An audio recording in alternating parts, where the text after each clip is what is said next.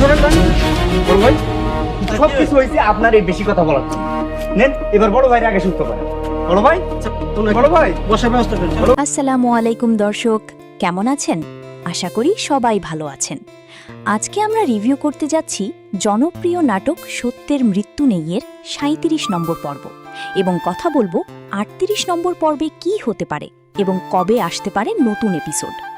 ৩৭ নম্বর পর্বে আমরা দেখতে পাই বদরুল আর মায়ার সম্পর্ক আরও জটিল হয়ে উঠেছে।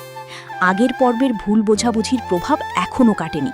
মায়া এখনও বদরুলের ওপর রাগ করে আছে আর বদরুল চেষ্টা করছে সবকিছু ঠিক করার জন্য। এই পর্বের সবচেয়ে ইমোশনাল মুহূর্ত ছিল যখন বদরুল মায়ার সামনে নিজের ভুল স্বীকার করতে যায়, কিন্তু পরিস্থিতি এমনভাবে ঘুরে যায় যে মায়া আবারও তাকে ভুল বুঝে ফেলে।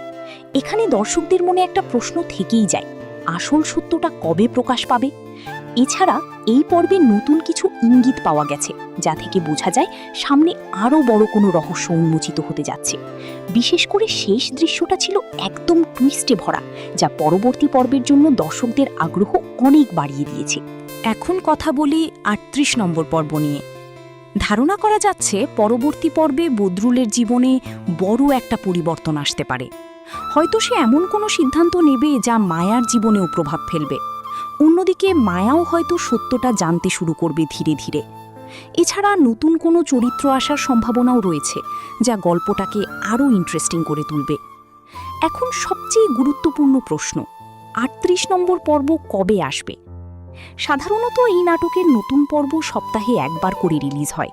সেই হিসেবে খুব সম্ভবত আগামী সপ্তাহের মাঝামাঝি সময়ে ৩৮ নম্বর পর্বটি প্রকাশ পেতে পারে।